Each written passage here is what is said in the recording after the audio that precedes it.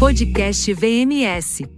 O podcast do VMS Advogados, com atualizações jurídicas, comentado pelo nosso time de especialistas.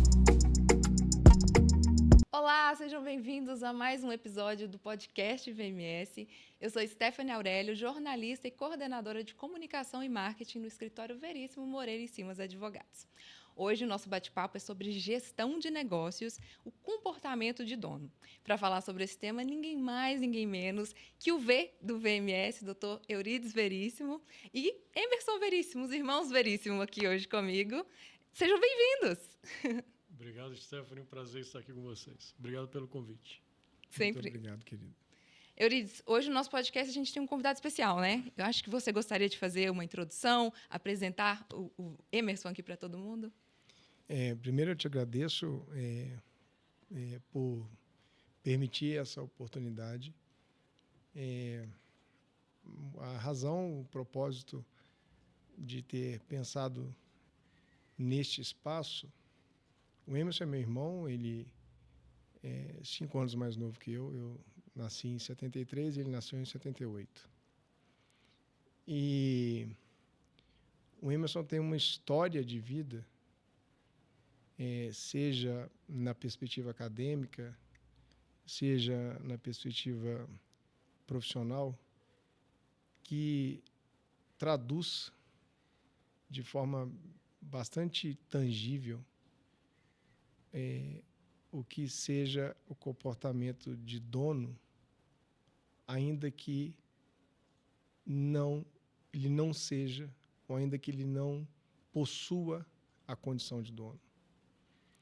E essa atitude, essa característica atitudinal, no meu entendimento, ela é imprescindível para o sucesso.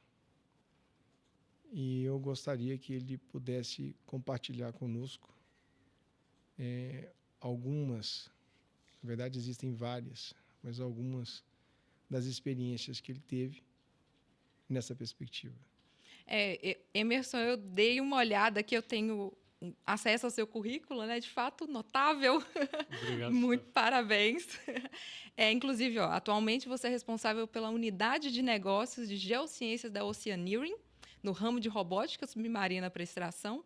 Já teve passagens pela Alemanha, aqui no Brasil mesmo, inclusive na Embraer, onde tudo começou, assim, vamos dizer. E eu queria entender de você, assim, eu acredito que esse podcast ele vai ser muito rico para a gente compreender essa mentalidade de atitude de dono, essa questão de gestão de negócios, muito ouvindo de você sobre a sua trajetória.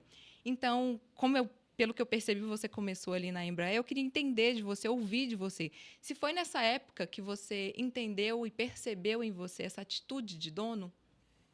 Stephanie, falando um pouco de mim,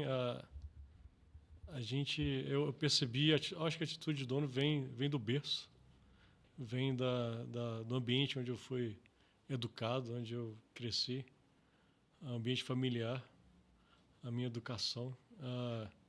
Eu percebi que no ambiente que eu estava inserido desde criança, existia sempre uma força dentro da minha família de querer fazer melhor e da gente querer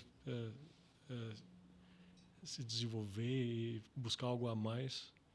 E isso, nesse ambiente de trabalho, de se dedicar, de procurar dar o seu melhor, foi nesse ambiente que eu cresci. Eu acredito que a atitude, o que é a atitude de dono? A atitude de dono fala a atitude tem tudo a ver com atitude, posicionamento. Crescer buscar se aperfeiçoar, buscar algo a mais. E para o bem-estar não só de todos os envolvidos naquele processo. Falando um pouco de mim, eu fiz engenharia, eu estudei engenharia em Belo Horizonte, novinho, eu saí daqui, fui para a Alemanha pegar meu diploma em engenheiro. Daí eu fiz me formei em engenharia e fui trabalhar, então, na Embraer. Na Embraer foi meu primeiro emprego, depois que eu me formei. A Embraer, eu tive um chefe japonês, o nome dele é Masuda, uma pessoa brilhante. E o que ele me ensinou é que acho que a Embraer é uma empresa fantástica. Talvez a empresa mais organizada que eu já trabalhei até hoje. Tenho muito orgulho de poder ter trabalhado lá. Mas ele me ensinou muito a entender qual é o contexto, qual é o real problema a ser resolvido, qual é a real necessidade. Muitas vezes as pessoas não entendem o contexto como um todo e não têm um entendimento muito bom do problema. E se você não entende bem o problema, você não consegue oferecer a melhor solução. E daí, na Embraer, eu acho que se aplica muito a um gestor de um negócio, uma pessoa inserida num negócio, porque você trabalhando com o seu cliente, que é muito importante entender qual que é o real problema do seu cliente, o que ele realmente precisa, para você então oferecer a melhor solução. Muitas vezes nem o próprio cliente sabe o que ele realmente precisa. E ele não consegue formular qual que é a real necessidade dele. Então é muito importante. Acho que na Embraer talvez foi o meu maior aprendizado, entender, ter essa visão do todo, para você ter uma abordagem mais eficaz em torno dos problemas, das questões a serem resolvidas. Daí, eu trabalhei na Embraer, uma experiência fantástica, mas eu decidi sair da Embraer. Eu me desliguei por vontade, decisão minha, e fui fazer um mestrado de volta na Alemanha. Eu queria buscar algo maior. Meus objetivos eram maiores. E eu entendi que aquele era o melhor caminho para eu seguir naquele momento. Fiz o meu mestrado na Alemanha e, a partir daí, quando eu entrei quando eu entrei no setor de óleo e gás, eu saí do setor de aeronáutico e entrei no setor de óleo e gás. Que é um outro mundo, uma experiência muito interessante para mim. Entrei como gestor de projetos. Eu trabalhava numa empresa que hoje ela foi adquirida depois que eu saí de lá, mas hoje é a Schlumberger, uma empresa enorme, tem 100 mil funcionários no mundo inteiro. E eu entrei na Alemanha como gestor de projetos. Meu primeiro trabalho foi gerenciar um contrato de 150 milhões de dólares de engenharia, construção e fabricação de equipamentos submarinos. Margem de 30%, 45 milhões de dólares. Minha função como gestor daquele contrato era entregar o equipamento no prazo, dentro daquela margem pré-estabelecida pelo comercial. Acho um exemplo interessante de comportamento de dono, a forma como eu abordei esse contrato. O contrato era para British Petroleum, em campos de petróleo, no equipamento submarino para a produção de petróleo no Golfo do México. E daí eu conecto a minha experiência na Embraer. Entender o contexto que você está inserido. Surgiu a oportunidade o cliente, o escopo original, ele começou a pedir muitas alterações em cima do escopo original e teve vários aditivos. Nesses aditivos, eu percebi a oportunidade de aumentar a margem do contrato. E em cada aditivo, eu apresentei para os meus gestores, eu recomendo um aumento de margem aqui para atender esse aditivo, porque entendendo o contexto, o cliente tinha um vínculo muito forte conosco. E o cenário era favorável para a gente. Foi o meu entendimento. E essa margem melhorada foi aprovada. Eu tive a carta branca para propor isso para a BP. E o contrato, eu consegui acrescentar 100 milhões de dólares em aditivos. O contrato foi de 150 milhões de dólares para 250 milhões de dólares. E nesses aditivos eu trabalhei com uma margem maior. O resultado final foi que a gente trabalhou por 2 anos fazendo engenharia e fabricação desses equipamentos e fechamos o contrato com 250 milhões de dólares de faturamento, margem final de 40% e o cliente satisfeito. O resultado, eu gerei 55 milhões de dólares de caixa Uau. a mais para a empresa. Não, e vale ressaltar que esse não era o escopo do seu trabalho inicial, né? Foi uma oportunidade que você percebeu ali. Foi uma oportunidade que eu percebi. E acho que o mais o nosso tema hoje é comportamento de dono. Eu, como gerente de projeto, minha obrigação era entregar os 45 milhões de margem. No final, a gente entregou 100 milhões. Foi fácil? Não. Eu tive... quando eu ofereci os aditivos para o cliente me questionou por que o preço, porque o preço estava mais alto que o valor original. Eu tive que me preparar antes de apresentar esses aditivos e tentar antecipar quais questionamentos que eu vou receber, como que eu poderia me defender a empresa para suportar aquela margem mais elevada. Então, quer dizer, eu peguei o caminho mais difícil.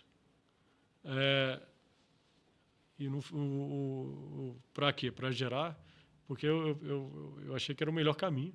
Eu via a oportunidade na minha frente e eu achei que não valia a pena me esforçar, dar um passo a mais para buscar aquele melhor resultado para a empresa. Mas talvez alguém que estivesse no meu lugar sem essa atitude, sem essa percepção, sem essa visão, talvez eu teria oferecido todos esses aditivos na margem original do contrato, 30%, seria mais fácil, mais simples. O seu cliente não teria questionado provavelmente nada e ele teria cumprido a função dele conforme o previsto. Mas aí está um dos exemplos de uma atitude de dono. Sim. Porque o dono, ele quer... como se você é dono do seu negócio, você vai dar o passo a mais. Você abraça, né? Pega para você. Pega para você, porque é o seu negócio, é a sua empresa e você tem uma série de colaboradores que dependem do negócio. Então, não é uma visão você tem que cuidar do todo, não só da sua empresa, mas de todas as pessoas que dependem daquele negócio para suas próprias famílias. Então, você tem uma responsabilidade muito grande. É mais um dos atributos necessários, né? Ter essa visão holística sobre o negócio. Não é só aquilo que está no seu escopo. Exato. E ver oportunidades, né? É importante ter visão. Você abordou um ponto interessante, porque eu percebo, durante a minha experiência de trabalho, eu me deparei com muitas pessoas com uma experiência de capacidade de execução fantástica. Mas eu me deparei com muito poucos com a capacidade de enxergar o todo, ter a visão e enxergar oportunidades. O dono precisa disso. As pessoas é importante você ter... Daí o início da minha conversa sobre o maior aprendizado meu da Embraer, entender o contexto. Porque uma pessoa inserida numa empresa, num gestor, um líder, é importante ele entender como que eu posso fazer diferente, como que eu posso melhorar a performance da minha equipe e ter uma melhor satisfação do meu cliente. Mas para você fazer isso de forma eficaz, é importante você entender qual que é o real problema a ser resolvido aqui. E uma vez que você entendeu o problema, você consegue ter uma visão mais clara de como você pode solucionar esse problema. Você tem uma ideia melhor do contexto e consegue avançar a sua equipe, a sua performance e avançar o negócio. Eu brinco muito, ou sei lá, talvez essa seja a minha atitude, do porquê. Por que eu estou fazendo isso? Exato. Por quê? Isso vai afetar em quê? Ser questionador. Quando você pergunta mais, você entende mais, você tem essa visão mais ampla e consegue ver oportunidades, né? Como você bem colocou. E é importante, num ambiente de um gestor, acho que o gestor ele tem que... O que é um bom gestor? Um bom gestor, talvez um jeito mais fácil de tentar entender, seja o gestor, o líder, que você gostaria que o seu líder fosse. Então, imagine que você... Qual que é o seu... um líder ideal para você. Então, seja aquele líder para as pessoas que reportam para você. E é importante ter um ambiente aberto de comunicação, de diálogo e de discussão. Porque é um ambiente fluido de troca de ideias. É importante ter referência. Inclusive, o podcast sendo um podcast familiar, eu reconheço muito do que você está dizendo no Euridice. Você foi dizendo, Euridice fala muito disso, a gente percebe essas coisas. E vivenciando, né, o dia a dia com você, Euridice, a gente percebe essas coisas assim, plenamente. Nesse exemplo que o Emerson trouxe, só comentando rapidamente,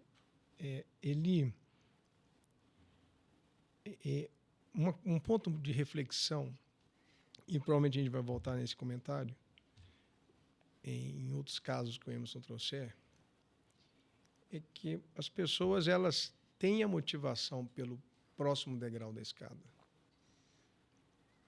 Em regra, fundamentalmente no ambiente corporativo, principalmente na iniciativa privada, você tem que querer atingir o próximo degrau. Isso tem que ser um propósito. A ambição é importante também. Isso eu penso que seja inerente ao ambiente privado, ao ambiente corporativo. Ocorre que, quando você, no caso específico tratado pelo Emerson, é contratado ou foi contratado para um determinado escopo e você compreende a possibilidade de amplificar aquilo que tenha sido demandado,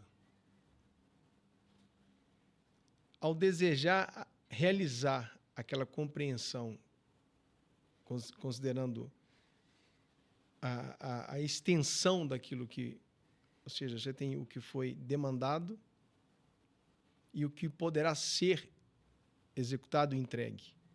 Essa diferença, ela decorre da sua capacidade de compreensão. Foi o que o Emerson trouxe, que foi o grande aprendizado no período da Embraer. O entendimento do contexto. Na minha compreensão, eu não entendo que seja crível subestimar a inteligência ou o raciocínio alheio, em hipótese alguma. Ocorre que eu acredito que, na grande maioria das vezes, as pessoas conseguem perceber a condição de amplificar, de elastecer aquilo que tenha eventualmente sido demandado, entregar algo além. O ponto de reflexão é que, ao tentar produzir o escopo adicional, esse ambiente extraordinário que você mesmo foi capaz de identificar, ele vai te exigir. Exato. Mais difícil. Tem que ter disposição. Ele vai exigir o que para mim é a premissa do comportamento atitudinal, que é a intensidade. A musculatura. Ele vai te exigir uma intensidade cuja intensidade te exigirá uma força mental. Porque você enxergou, você percebeu que havia algo além daquilo que foi demandado. Agora, para que você transforme aquela percepção em realidade, você tem que exercer uma intensidade além da intensidade que você deveria originariamente entregar. Sim. E para que essa intensidade adicional seja exercida e seja aplicada de forma exitosa, a variável, no meu entendimento, determinante para isso é a força mental. É a convicção de que haverá a condição, a capacidade de entrega. E só para devolver a fala para o Emerson e trazendo um paralelo com a instituição VMS, é um ponto de extrema reflexão para mim. Qual ponto? Eu percebo que muitas vezes as pessoas não se disponibilizam a conviver com o desgaste do entendimento daquilo que elas deverão executar. Ou seja, à medida que você me demande para que eu tenha a compreensão plena daquilo que eu terei que entregar, eu terei que me desgastar, eu terei que aplicar um esforço adicional no entendimento daquilo que tenha sido demandado. E eu percebo uma certa dificuldade das pessoas em aplicar esse esforço, fundamentalmente considerando a nossa característica estrutural, a característica de estrutura do VMS, que considera uma organização que aplica conhecimento técnico para fins de prospecção e uma outra estrutura que aplicará conhecimento técnico para fins de execução daquilo que tenha sido contratado pelo cliente. Aquela estrutura que deverá executar o prospectado e contratado, no meu entendimento, ela tem, aí é o verbo ter, é imperioso, ela tem que se empenhar, se esforçar para entender plenamente o racional que tenha sido construído durante a fase de prospecção. E para que você faça isso, você tem que empreender um esforço adicional. Esse é o ponto. E aproveitando o ensejo, você até trouxe um pouco do conceito do que a gente discutiu no último podcast que você gravou, que foi sobre a inteligência jurídica. Então, eu convido quem está nos ouvindo agora a voltar e ouvir um pouco sobre esse tema, né? Inteligência jurídica aplicada aqui no VMS. E, de fato, é diferente, né? É diferente no escritório. Emerson, eu queria te pedir para contar para a gente, como o Euridice trouxe aqui, tem o segundo degrau, né? O próximo degrau.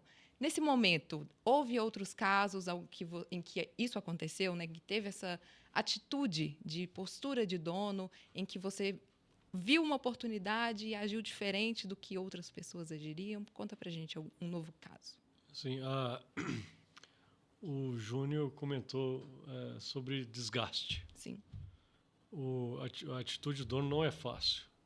Ela gera desgaste. E outra... E o dono de qualquer negócio, ou alguém, um gestor, um líder que se posiciona como dono, ele tem que se posicionar. É importante ele se posicionar. É importante que o ambiente seja um ambiente aberto para diálogo, para discussões, mas é importante que o líder se posicione. Você imagina que um dono de uma empresa, um dono como uma empresa como a Ocean Union, uma empresa que fatura 3 bilhões de dólares por ano, ele tem que se posicionar toda hora, todo minuto. E o posicionamento gera desgaste, que vai gerar discussões, vai gerar conflitos de ideias, mas é muito importante o dono se posicionar. Vou te dar um outro exemplo que aconteceu comigo. Eu trabalhei na Alemanha, executei esses contratos para a BP, executei outros trabalhos para Exxon e para Petrobras. E daí foi quando eu resolvi me desligar, sair da empresa e fui para o Rio de Janeiro trabalhar numa empresa que estava incipiente, fazendo coleta de dados de geociências, prospecção de reservatórios de petróleo em águas profundas. Muitos dos campos de petróleo do pré-sal foi a gente, com esse trabalho que a gente fez no Rio de Janeiro, que a gente identificou esses campos. Os campos que estão sendo explorados hoje. Daí a empresa foi adquirida por uma empresa em Houston. Eu fui convidado a me transferir para os Estados Unidos. Hoje eu moro nos Estados Unidos tem 11 anos. E depois eu entrei como no cargo que eu tenho hoje, atual. Eu sou responsável por uma unidade de negócios dentro da Oceaneering. O início do meu trabalho na Oceaneering, eu vi muitas situações que eu tive que tive desgaste, tive que me posicionar. Essa unidade de negócio que eu encontrei na Oceaneering era uma unidade de negócio que ela não estava sendo bem gerenciada. Estava sendo muito mal gerenciada. Eu fui contratado para revitalizar o negócio, fazer uma transformação no negócio.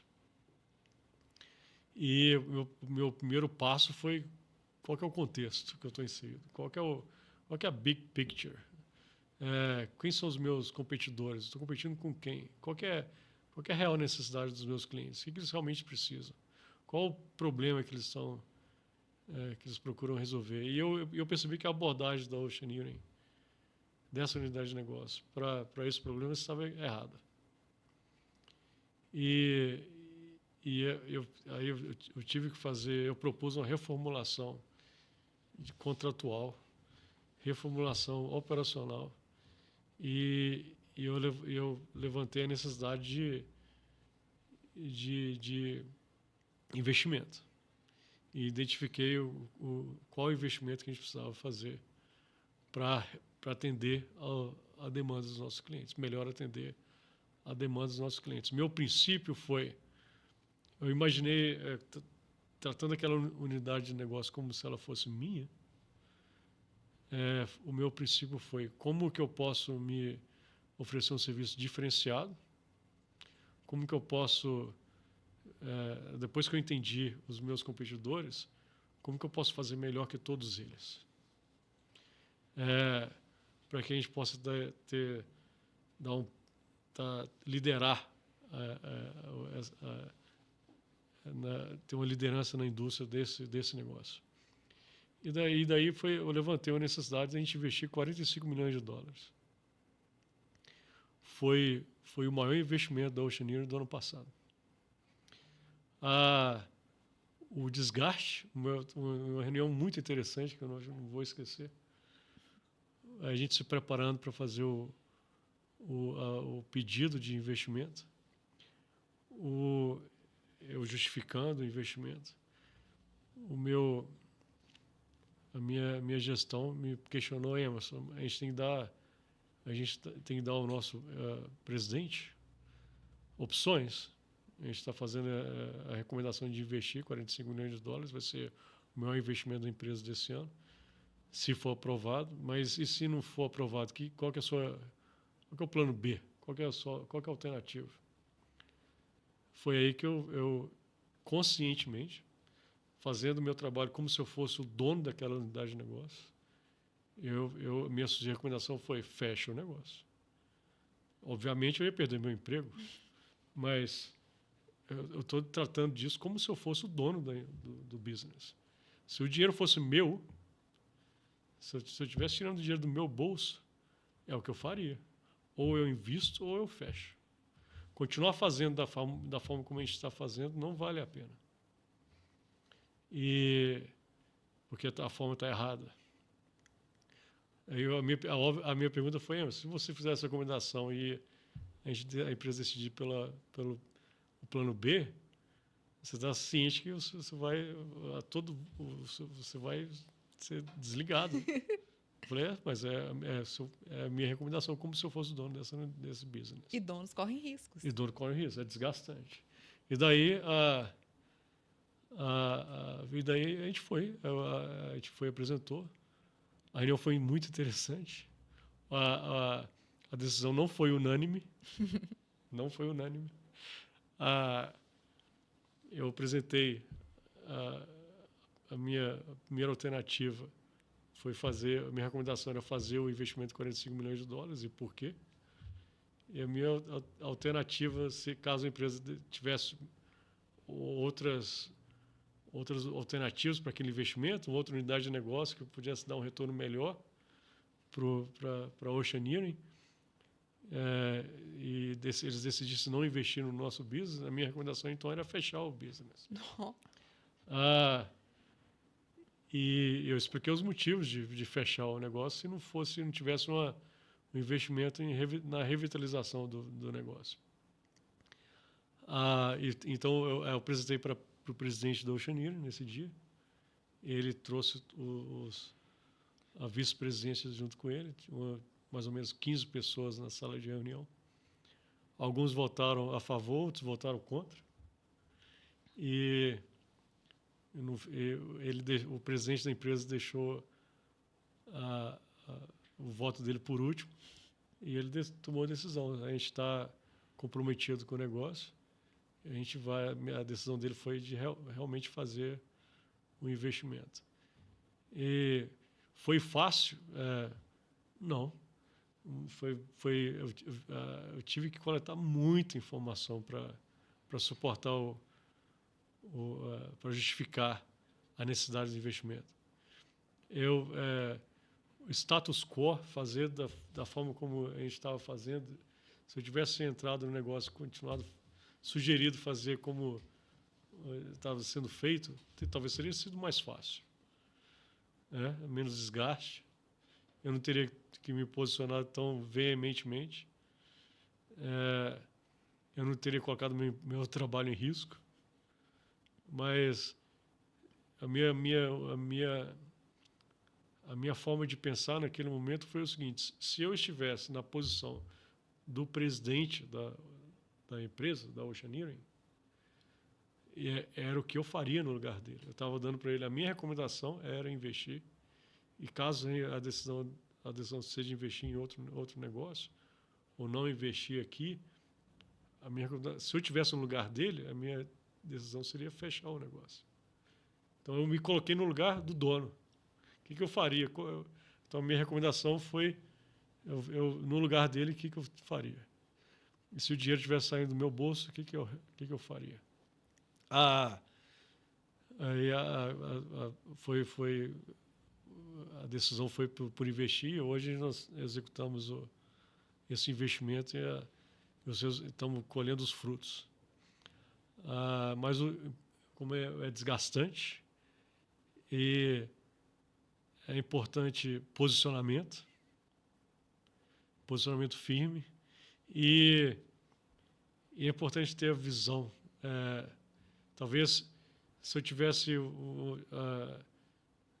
tivesse focado na execução, na operação daquilo que me deram para executar e eu tivesse executado aquilo com excelência, talvez eu teria resolvido problemas de qualidade, mas eu não teria dado passo além, né? Transformado o business para um outro estágio. E então é importante entender o contexto e como, para que você entenda qual que é o real problema. E foi a partir do momento que eu entendi o contexto em que o business estava inserido, a real necessidade do cliente, o que ele realmente precisava. E ficou mais fácil para mim entender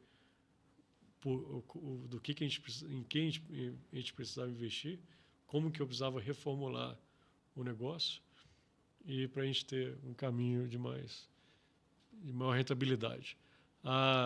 Então foi feito, fizemos um investimento, fizemos uma reformulação completa contratual. Reformulando o contrato, a gente mais que dobrou as margens dos trabalhos. E na forma de precificação, na forma de contratação. Então,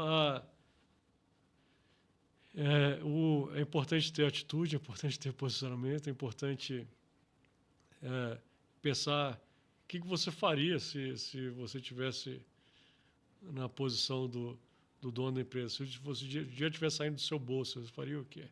Qual que seria a sua recomendação, a sua decisão?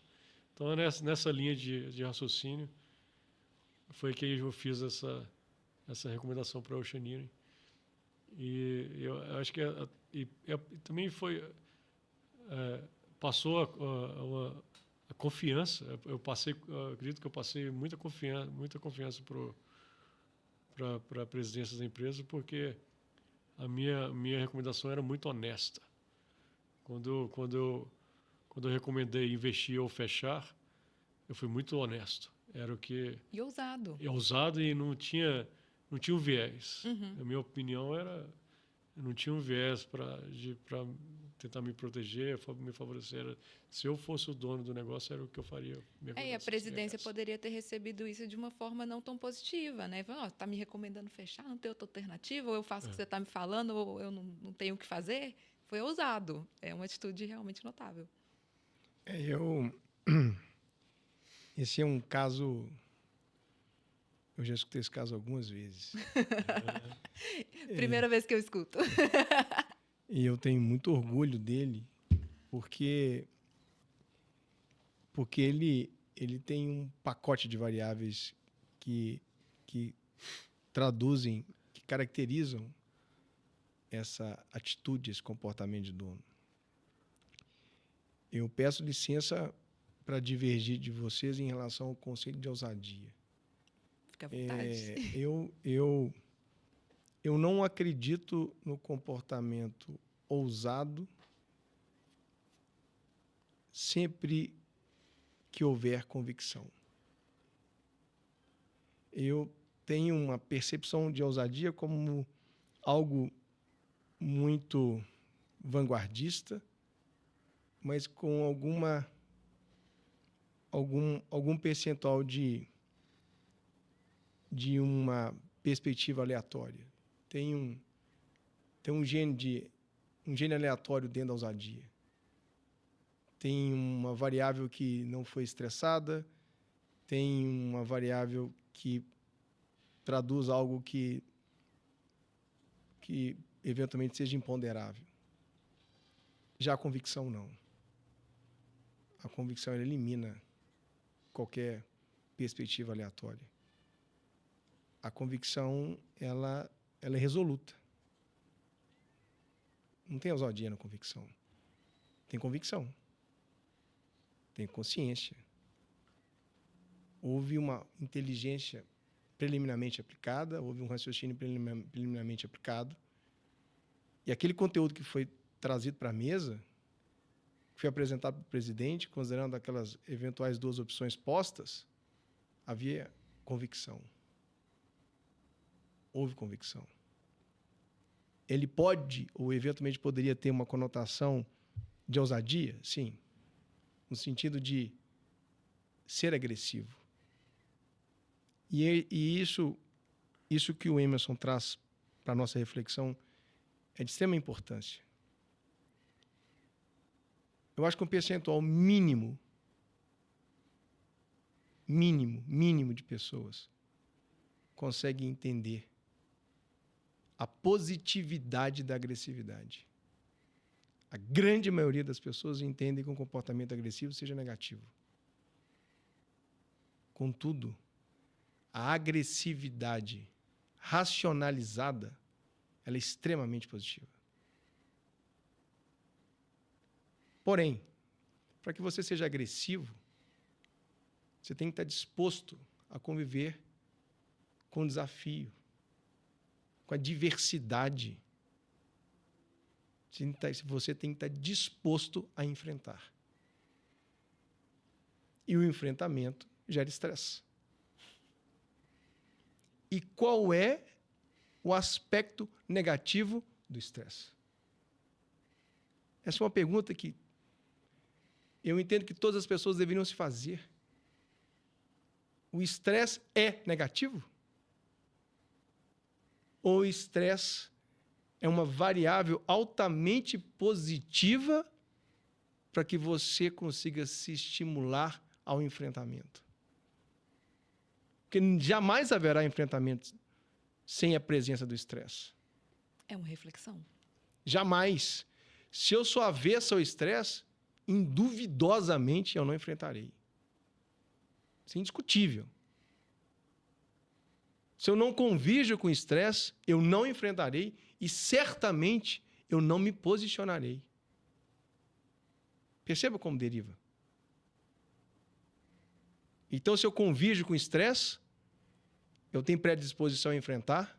Se eu tenho predisposição a enfrentar, eu com certeza serei posicionado. E para que eu me posicione e eu consiga eventualmente obter os resultados pretendidos, eu preciso de convicção. E para que haja convicção, eu preciso de raciocínio. Eu preciso de entendimento, eu preciso de compreensão. Eu volto lá no primeiro ponto que você trouxe, que é o entendimento daquilo que se queira, daquilo que se pretenda. E só para encerrar minha participação nesse ponto, perceba que ao longo da sua exposição, fundamentalmente você repetiu algo muito semelhante, muito congruente com o primeiro exemplo. Você poderia, ao ter sido contratado para ser gestor dessa unidade de negócio, ter realizado pontualmente o escopo que lhe foi apresentado. Porque a contratação de um executivo de alta performance, ela pressupõe um escopo de trabalho a ser performado, que induvidosamente foi apresentado. Ele poderia ter convergido com aquele escopo. Ele poderia ter entregue aquilo que foi posto, trazido, apresentado, exatamente quando da contratação, quando ele foi admitido pela empresa. Mas ele enfrentou o escopo. Exatamente como ele o fez no primeiro exemplo que ele nos trouxe. E eu quero deixar isso para o final, que é a reflexão sobre o perfil que possua predisposição ao enfrentamento em relação àquele que não possua predisposição ao enfrentamento. Falaremos sobre isso ao final, por favor. E voltaremos. Peço por gentileza. E no meu entendimento não existe certo nem errado. E o desafio do acionista, aí eu estou falando como cotista, como sócio fundador do VMS, agradecendo sempre imensamente a presença ao meu lado de 3 pessoas, de 4 pessoas que não estou dizendo que as demais não sejam importantes, por favor. Mas, além de mim, 4 pessoas são fundamentais para que estejamos na condição que eventualmente obtivemos. Em fevereiro do ano que vem, espero que nós celebremos a nossa maioridade, 18 anos de vida. Celebraremos. Que são Ricardo Moreira, Glauco Simas, Marcelo Eustáquio Diniz e Daniela Costa. Pessoas que são pilares para o VMS, induvidosamente, desde a sua fundação. E eu trago para a nossa reflexão, eu repito, como cotista, como sócio fundador do VMS, a necessidade de distinguirmos o perfil que terá como característica atitudinal sempre o enfrentamento, sempre uma ação além daquela demandada, daquele perfil pragmático, que conviverá com o escopo proposto. E no meu entendimento, é neste momento que se separa o perfil de um gestor de negócio de um perfil de gestor de operação. E como cotista, como sócio, como fundador de uma pessoa jurídica, independentemente do nosso objeto social, é fundamental que se entenda isso. Que se consiga perceber aquele que possua perfil para ser desenvolvido como gestor de negócio em relação àquele que possua um perfil para ser desenvolvido como gestor de operação. Muito bem colocado. Emerson, foi nesse momento, quando você conta desse case, que a chave virou para você? Stephanie, Nesse case da Ocean Engineering, o Júnior comentou sobre o gestor de operação e o gestor de negócio. Eu me deparei com uma situação muito interessante. A Ocean Engineering, pelo próprio nome, Ocean Engineering, daí o nome Ocean Engineering, é uma empresa muito forte em engenharia. Em forma geral, os engenheiros eles se mergulham muito nos detalhes. Eu acho que o engenheiro tem muito bom, muito detalhista naquilo que ele faz, uma característica comum, mas eu acho que tem uma dificuldade maior de enxergar o todo. E eu me deparei com uma situação muito interessante. Como eu disse, quando eu cheguei eu me deparei com um negócio que que precisava ser revitalizado, estava produzindo muito pouco. Aí o que eu percebi, eu preciso transformar isso daqui. Como é que eu vou transformar isso daqui? Aí eu fui entender o contexto onde estava inserido. O que me foi dado como um dos meus objetivos primários a serem executados era resolver questões de qualidade, problemas de qualidade. O que eu questionei como a gente está produzindo muito pouco, eu falei, não, o foco não tem que ser esse agora. A gente tem que produzir. Para que eu vou resolver problemas de não conformidade? Imagina numa fábrica, eu estou preocupado com produtos feitos de forma com pouca qualidade, se a fábrica não está produzindo nada. Então, o foco não tem que estar aqui. O foco está em... Nós precisamos começar a produzir. Então, eu encontrei um cenário com pessoas muito excepcionais, gestores de operação, executores. Mas eu encontrei pouquíssimas pessoas com visão, com a capacidade de transformar o negócio e revitalizar o negócio. Então foi uma jornada meio solo a minha. Eu encontrei muita resistência, porque eu tive que administrar um pouco do contexto para poder atender, navegar de uma forma que eu não causasse tanto ruído, conseguisse fazer o que eu precisava fazer, que era entender o contexto, entender minha competição, entender como que eu poderia não ser, o que a gente fala, não ser mais um. Eu falei, a gente não pode ser mais um provedor desse serviço. A gente tem que ser um provedor líder. Então, o meu desafio foi como que eu transformo isso daqui para ser melhor do que todas as outras empresas que estão fazendo a mesma coisa.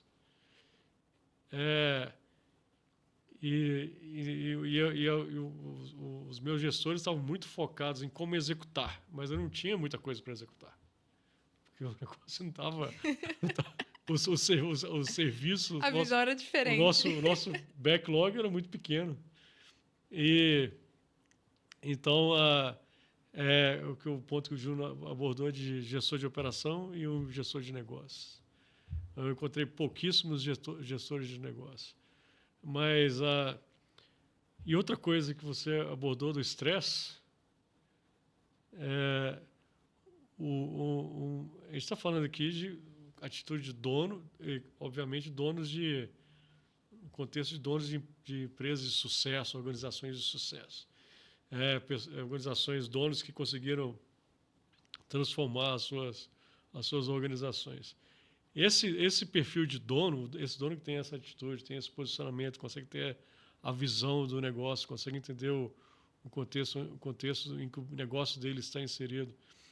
Não só o dono, mas os líderes da organização, eles estão constantemente fora da sua zona de conforto. Aqueles que têm a atitude de dono.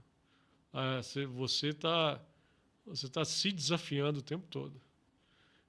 Você está o tempo todo trabalhando num grau de estresse, né, de zona de conforto. E as pessoas, eu percebo que essas pessoas procuram estar fora da sua zona de conforto. Elas se sentem confortáveis fora da sua zona de conforto. Na minha trajetória, eu tenho vários exemplos disso. Quando eu estava na Embraer, tinha entrado no programa de trainee, eu estava com um emprego, uma carreira muito segura. Eu me coloquei fora da minha zona de conforto, pedi o meu desligamento, porque eu queria algo além daquilo. E foi aqui que eu fiz. Eu fui para a Alemanha fazer um mestrado extremamente técnico, com aulas em alemão e inglês. Eu me coloquei completamente fora da minha zona de conforto. Eu lembro quando eu cheguei na Alemanha para fazer esse mestrado, na minha primeira semana, eu percebi o desafio que eu assumi para mim aqui foi muito grande. Mas eu não me abalei, não. Eu fui com otimismo. Eu acreditei. Essas pessoas que têm essa atitude de dono, eu acho que elas têm uma autoconfiança muito grande. Elas confiam muito em si mesmas, nas suas habilidades. E concluí meu mestrado. Daí eu fui trabalhar, entrei no setor de óleo e gás. Estava trabalhando na Alemanha. Depois que a gente fez a execução desse contrato com essa margem elevada, que a gente trouxe uma geração de caixa muito maior do que era previsto para a empresa, o meu chefe foi promovido, eu fui promovido, e daí eu pedi demissão de novo, me desliguei da empresa, porque foi quando eu fui para o Rio de Janeiro e procurei um desafio muito maior. No Rio de Janeiro o desafio foi enorme, que a gente foi fazer.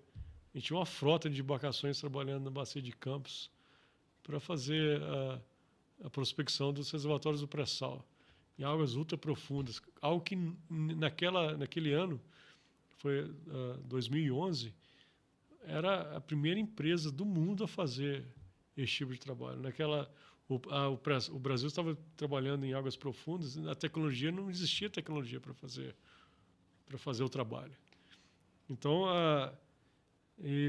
o desafio foi enorme. E daí foi quando eu fui para os Estados Unidos, e depois entrei na Oceaneering. Mas esses gestores, esses líderes que têm essa atitude de dono, eles navegam com muita confiança, muita convicção, o tempo todo fora da sua zona de conforto. É sobre estar confortável no desconforto. No desconforto. Eu reconheço muito isso nas falas do Eurides no escritório. A gente convivendo, a gente percebe muito disso. O Eurides fala muito sobre isso.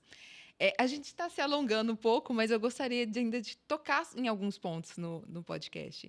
Eu queria que você trouxesse, Eurides, a principal diferença, né, entre quem ocupa uma função de liderança e quem lidera de fato, né? Que você trouxesse isso para a gente. Falaria, eu só quero, por favor, eu te peço desculpas, já antecipadas desculpas, perdão. Talvez a gente se alongue um pouco mais do que os demais podcasts, porque eu quero que você traga, para a gente encerrar, aquele exemplo do aeroporto, quando você estava na AION. Esse é muito interessante, ele é engraçado. Ah, não, então, por favor. Não, mas você pode... traz agora, eu acho que eu respondo. Ele é um exemplo que demonstra muita atitude de dono, muita não, ele é plenamente uma atitude de dono, não é muita não, ele é absolutamente a tradução da atitude de dono, mas ele é muito curioso. E eu quero, quando eu te responder, lembrar de um ponto que você trouxe na sua última resposta, mas esse exemplo da AIA, eu acho que essa história da AIA é sensacional, né? Eu acho que o dono, ele zela pelo seu negócio e zela pelos seus colaboradores. Porque você se preocupa com o sucesso do negócio, não é só para você, é para todos aqueles que estão envolvidos. Esse exemplo da AION, a gente foi trabalhar na Nigéria. Ok. A gente ia trabalhar e levar algumas embarcações sísmicas para fazer um trabalho na Nigéria. Os barcos, eles equipados com heliporto. Minha responsabilidade era a operação. Eu era responsável pela operação e execução desse trabalho. Contrato Esse contrato da Nigéria foi de aproximadamente 60, 70 milhões de dólares. A Nigéria, um país risco de segurança altíssimo, sequestro. E a gente tinha escolta armada para ir do aeroporto para o hotel. Era um lugar um ambiente muito agressivo, muito inseguro. Eu tinha uma pessoa que trabalhava na minha equipe responsável pela logística. Os navios estavam trabalhando na costa do rio Calabar. O rio Calabar deságua no mar e o navio estava algumas horas à costa. O aeroporto maior da Nigéria é o aeroporto de Lagos. E tem um aeroporto de Port Harcourt perto da costa. O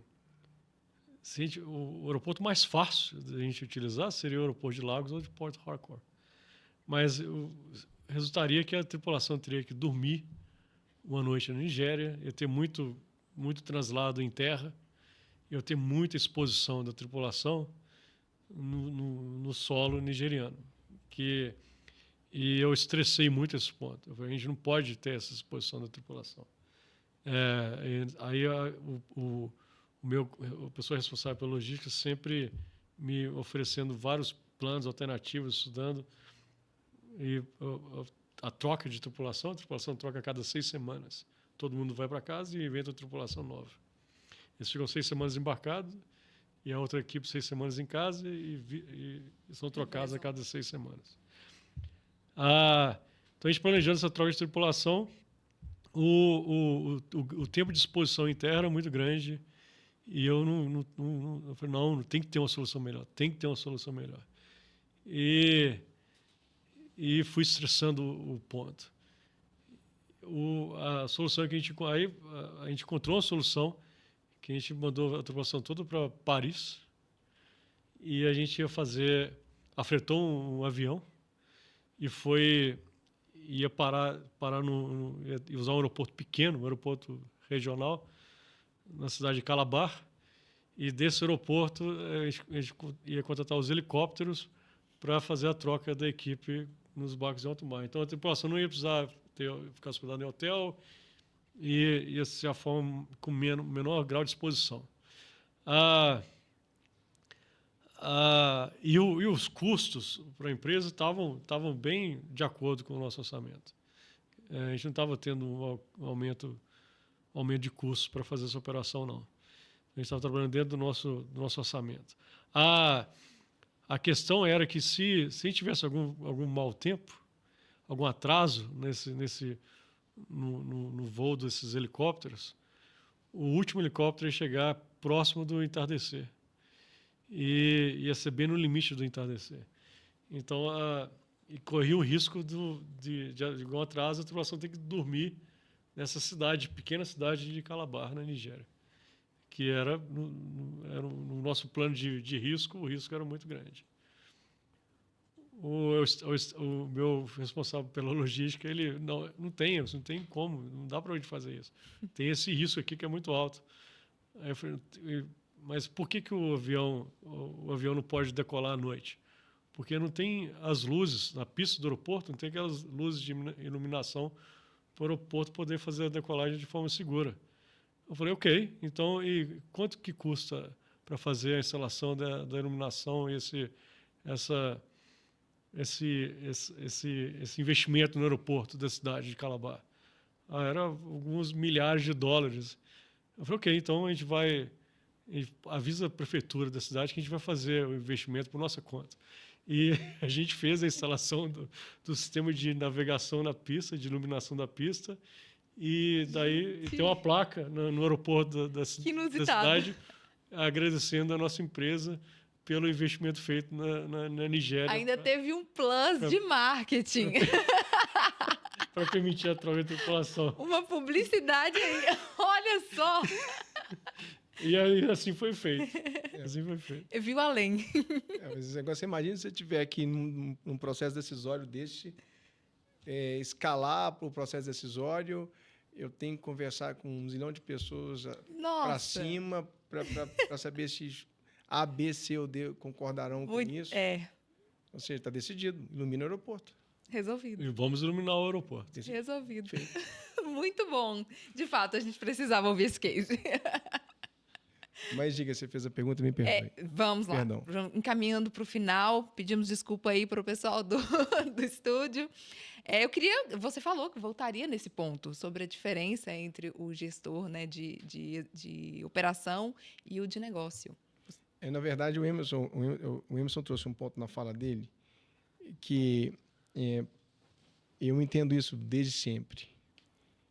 E ainda que o VMS tenha 17 anos de existência, praticamente 18, em fevereiro do ano que vem, eu, com muita sinceridade, entendo que raras pessoas, integrantes do VMS, conseguem perceber o ponto sobre o qual falarei.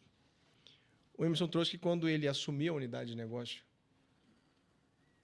ou seja, antes, inclusive, dessa circunstância ocorrida de investimento que foi aprovado pela direção da companhia, quando ele assumiu a gestão da unidade, ele percebeu que havia um déficit de produção. Contudo, a unidade era formada por pessoas tecnicamente muito competentes, ou seja, excelentes gestores operacionais. Existe um ponto de reflexão para mim, e ele sempre existiu, ele existe. Eu acredito que eu falecerei com esse ponto. É a pessoa não entender que não há execução sem prospecção. Isso, para mim, é simplesmente inacreditável, sendo muito sincero, a incapacidade das pessoas de entendimento dessa equação que é lógica. Ela é lógica. Para que eu execute algo, é necessário que algo tenha sido anteriormente prospectado. Ou seja, eu tive que desenvolver uma inteligência qualquer, seja uma inteligência necessária para a compreensão da demanda apresentada pelo cliente, seja uma inteligência necessária para desenvolvimento de algo a ser apresentado para o cliente. Essa inteligência desenvolvida, ela dará origem à apresentação de uma proposta técnica e financeira. Essa proposta, uma vez apresentada e sendo aprovada, ela deverá ser convertida em contrato. Observação: não entenda que a aprovação de proposta seja exatamente igual à assinatura de contrato. Ou seja, um trabalho estará efetivamente contratado no momento em que o contrato for efetivamente formalizado. E somente após a formalização daquele contrato, considerando a regular formalização dele, é que haverá a execução do trabalho. Então, antes da execução, houve um fluxo imenso de procedimentos que foram observados para que pudesse haver a execução de algo e a entrega de algo. Então, isso é um ponto de extrema reflexão para mim, porque ele é muito lógico para mim, e eu entendo que a grande maioria das pessoas não conseguem perceber a relevância dele. Então, quando o Emerson chega, as pessoas estavam preocupadas com a qualidade. Senhores, não estou dizendo que não seja relevante se preocupar com a qualidade. Contudo, qualidade em relação a quê? Eu não tenho produção suficiente para eu gastar energia com o propósito de estressar qualidade sobre algo produzido. Se não tenho algo produzido, por que eu estou, neste momento, concentrando os meus esforços em relação à qualidade? Eu tenho que ter estoque de produção. Então, isso é muito lógico para mim.